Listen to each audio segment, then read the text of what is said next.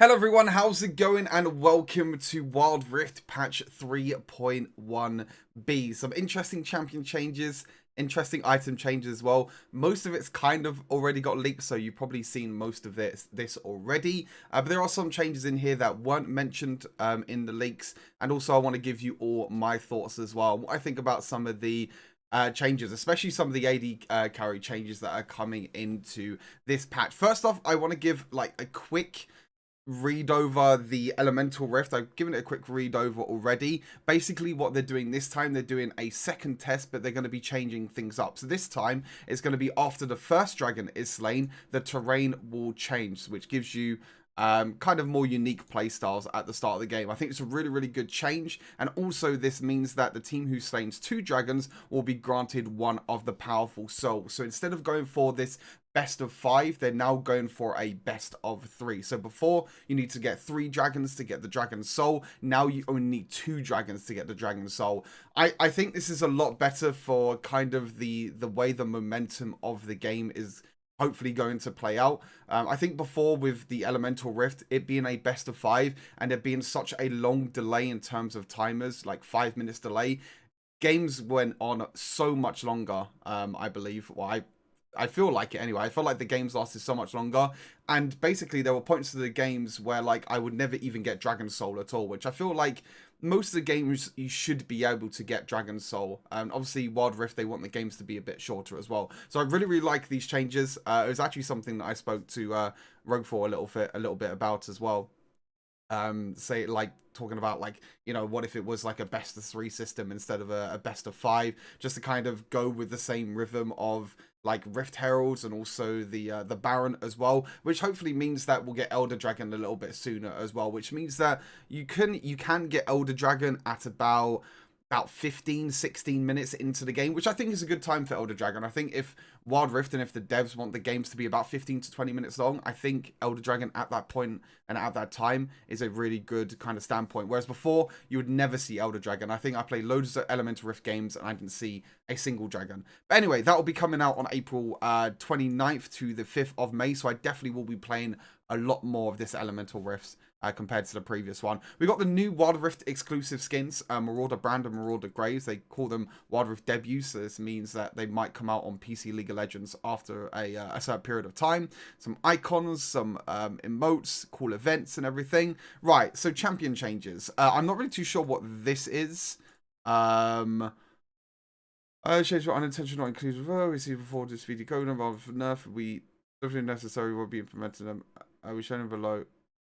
Okay, so they're just showing. So apparently there was like some armor changes. It looks like in the previous patch, but they're basically changing it back to what it was originally. So Blitzcrank has 50 armor and has 5.1 armor per level. Cool, I guess. Still, the champion still sucks. Doesn't really matter. Right, Darius, interesting enough. So the attack speed per level is going down by 1% per level, which is quite a lot. I did feel like Darius did have a lot of attack speed, to be fair. It was one of my recent champion guides that I did, my A to Z champion guide. And even if you didn't build Trinity Force, you still felt like you had a bunch of attack speed. And obviously, attack speed level 15, you get 41% attack speed, which is quite a lot. So now you only get 27%, which means that, you know, Darius might be going for the Trinity Force just to get a little bit of extra attack speed from the Trinity Force. But we'll have to see how that goes, because there's some interesting item changes to Trinity Force and other items as well, which we'll go into in just a bit. Fiora is finally getting some, I would say, more substantial nerfs.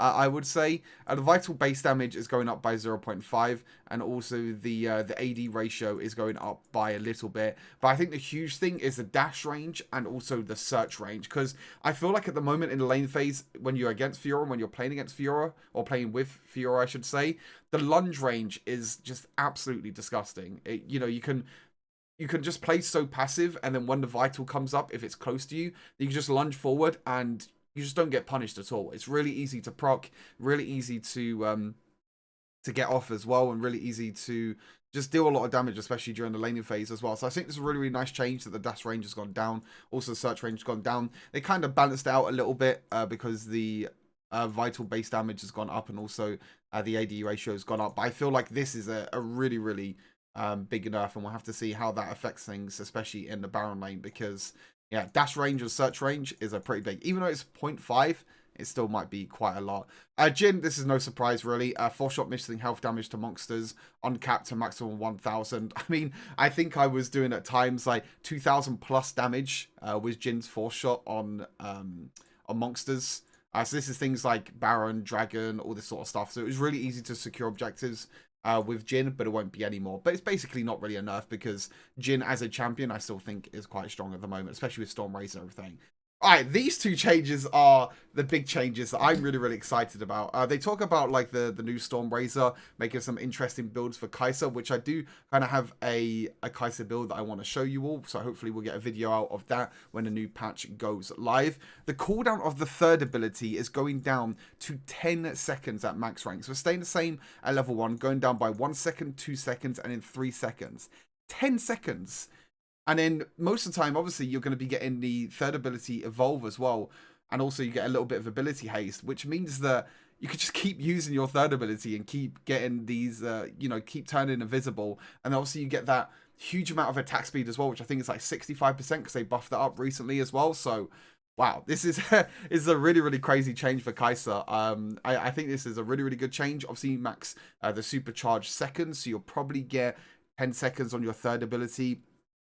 Around level, was it 11 roughly, I think it is, or is it before that? I can't even remember off the top of my head. It might be before that. Around about level 10 or level 11, you're going to have your third ability max. So yeah, that's going to be pretty scary to play against and also to play with as well. It's going to be pretty fun as well. 10 seconds is quite a good cooldown. And also the cooldown's been lowered on Lucian's first ability, the piercing light as well. So 1 second at 1 second at every single rank. I definitely feel like Lucian is a bit weaker now. Obviously, I put him a bit lower on my tier list because he doesn't really do too well with Storm Razor, but then it feels a little bit bad to not go Storm Razor at the same time because Storm Razor plus IE is such a strong combo at the moment, but it's just not that effective on Lucian. But hopefully this will help him out a little bit during the lane phase and also a little bit later on as well, because he gets less cooldown on his first ability, which also means that you can keep spamming your abilities and keep your third ability so you can keep dashing. And obviously with Lucian, you build a lot of ability haste as well, so this will definitely be lowered even more. Master Yi is still dominating. Obviously, I think the jungle changes were definitely not enough. I think everyone realized that. I feel like it was the damage itself to Alpha Strike, which was the problem, which is obviously what they're addressing here. So buffing a little bit of the early game damage to Alpha Strike, but then nerfing the late game damage as well. And then the AD ratio has gone from 100% down to 60%. This is kind of the big one, really. The AD ratio going down from 100% to 60%. Because obviously, Master Yi still build a lot of attack damage. So the AD ratio on the Alpha Strike was just absolutely ridiculous. And as I said, I think it's mainly to do with the damage to champions more than damage to monsters. Even though damage to monsters before was completely disgusting, I completely agree with the nerf before. Because I think he had like the fastest jungle clear, but now it's just like, you know, this is gonna affect his jungle clear even more and also affect his damage against champions. They give him a little bit of base damage at level 1, which will help his jungle clear a little bit early on, but it gets nerfed in the later game, so it doesn't really matter. This is basically not even a nerf. This is a really weird one. So previously we decreased the damage of Olaf's Retina Swing, but did not adjust its cost properly. As the costs tend to be 30% of the damage, we're correcting that now. But it's basically a buff because your health cost has been lowered, which is a little bit weird. But anyway, I'm guessing this is what it's intended. I don't know if this is just a tooltip change or I'm not too sure. But like the health is going from 2139, 5775 down to 1836. So it's basically costing less health to use Reckless Swing. So it's basically a buff. Even though I'm pretty sure I saw in the leaks that this is apparently a nerf, but it's basically a buff. Rakan, I'm really... this is crazy to me. I actually can't believe that Rakan's getting buffed. I feel like Rakan is still one of the strongest champions at the moment. I guess you can say that like Enchanter supports are becoming a lot more popular now because of this Storm Razor AD, Infinity Edge sort of meta where we're getting a lot more hyper carries in the game. I still feel like Rakan was like probably the strongest team fighting support. So kind of worried about this change. If you don't know as well, this is going to be the patch for Barcelona for WREC. And before, Rakan was always pick and ban, so I won't be surprised if that's going to be the exact same thing as well. So we'll have to see how that shapes up. But that's a lot of extra mana per level. He gets like an extra, 230 mana, which is quite a lot for Rakan, to be fair. And considering some of the other item changes as well a bit later down the line, Rakan could be very, very scary indeed. And we got some changes to Sett as well. Regeneration, the health regeneration is going down. I definitely feel like this is very, very strong, especially in the early game. So they're nerfing the early game, but keeping the late game pretty much the same. And the knockdown down base damage is just going down by 5. He was pretty strong, no real surprises. I think his lane phase was definitely really strong with the regeneration on Pit Grit, and then knuckle down is going down by 5 damage. Happy days. Well, I honestly don't know what's happening. Yuumi is getting a pretty much another insane buff.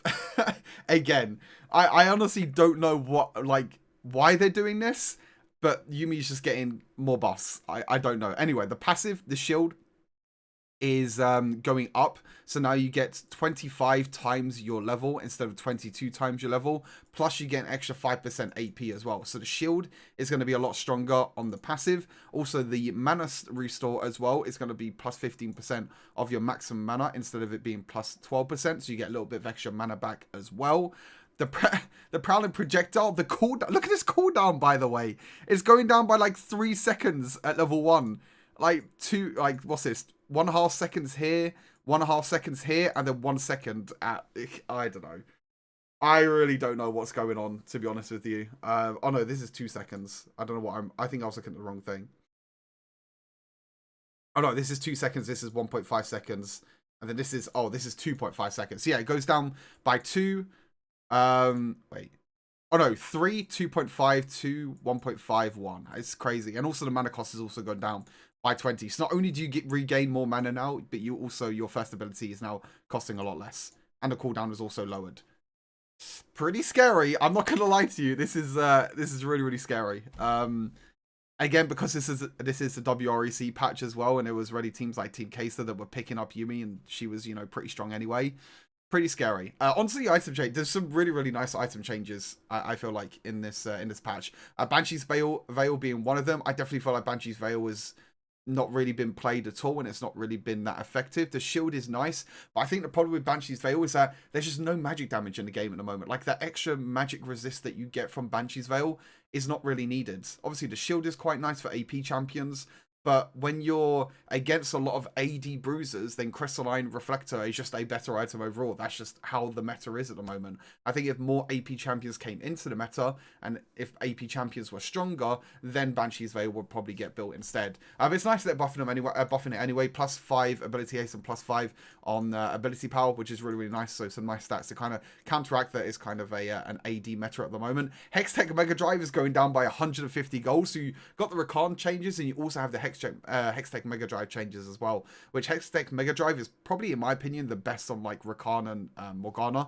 And we already saw players, I think Clue picked up Hextech Megadrive on Rakan before, so I wouldn't be surprised if this is going to be like the new first item for Rakan, because it can work very, very well with his active. Jaurim's Fist, they're basically just changing it from Ruby Crystal to Longsword. Aggressive players, so we're updating the build path to benefit players who prefer to have a more aggressive start. Cool. No one really builds Jaurim's Fist as a first item anyway, but I don't really know. I mean, I guess it's kind of cool, I guess, that you can build a long sword instead of a ruby crystal, but I don't think this makes a lot of difference. To be honest with you, if you want to build Jaurim's Fist first item, I actually think that like ruby crystal is probably one of the best like starting level 1 items in the game, just because of how much health it gives you. I don't know if like the long sword gives you enough AD to counteract the extra health that you get from ruby crystal. Mortal Reminder is getting a little bit of a buff, plus 5 AD, so it's now going to be 45 instead of 40. Now, I do agree that Serrader's Grudge is a better item, but the thing is that Mortal Reminder pretty much gets built every single game by an AD carry because of the anti-heal. There's so much healing in the game at the moment. I talk about enchanter supports, you know, Olaf as well, all these AD bruisers that have, you know, Death Stance for the healing, other items as well, Blade of the Ruin King, all these champions and all these, you know, items that give a lot of healing into the game is why Mortal Reminder was probably, I would say probably Mortal Reminder was being built more than Serrader's Grudge. I'd like to, you know, I'd be really, really interested to see what the difference is between Mortal Reminder and Grudge. Like, what's the percentage of games that the item's being built? But I feel like Grudge is definitely overall a better item.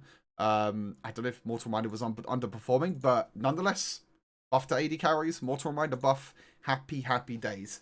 Trinity Force, very, very interesting buff as well. I definitely feel like Trinity Force has kind of fallen out the meta because Divine Sunder is just absolutely disgusting at the moment. And also Black Cleaver is just a cheaper and better item. So give it some stats over to Trinity Force, plus 5 AD and plus 50 health.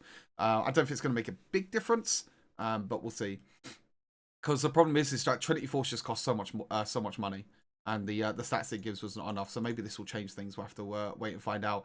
And then Ghostblade getting a nice little buff as well, because most champions weren't really building Ghostblade as the first item. So this is a nice buff to like Lucian as well. Maybe you can go like Jhin first item, Ghostblade as well, which might be quite interesting. I'd see about that. And probably one of the biggest changes I would say in this patch is this change. The Rift Scuttler, the experience is going from 2,000 down to 1,200. This is crazy. I mean, this is gonna delay the level 5 kind of spike of junglers quite a lot, because 800 experience is quite a lot. Thinking about it, it's actually quite a lot. And obviously there's loads of fights and loads of things and, you know, little skirmishes that happened around Rift Scuttler because of this reason. Because it gives the jungler so much gold, because it gives the jungler so much experience. And if you can go for a jungle path into getting Rift Scuttler, the amount of experience, the amount of gold that you get is just way too much to give up. So this could be interesting to see if, like, so instead of getting Rift Scuttler, will it be better to just do a full jungle clear now? I think that's going to be a very interesting part, because you can go like red golems, or you can even start golems. You can go golems, reds, raptors into wolves, blue buff, and then grump. Something like that. You know, you can do a full jungle clear, which I think I remember Tyrus from Viv doing a full jungle clear with Vi, and they got level 5 from it. So maybe that might be better than going for Rift Scuttler. Now we have to maybe test that out and see how much experience you get from it. But that's everything for this patch. A pretty small patch. Actually, no, it's not really a small patch for a B patch. B patch, to be honest. I think the Elemental Rift is going to be really, really good. The champion changes are very fun. The item changes are very fun, and we've, you know, Barcelona just over 2 weeks away now. I think it's going to be a very, very exciting patch for Barcelona for the WREC finals. But yeah, that's everything for this patch notes rundown. Let me know your guys' thoughts in the comments. I'll try and reply to them, and let me know what you think about the new Elemental Rift. As always, take care of yourselves, and I'll see you all in the next Wild Rift video. Peace.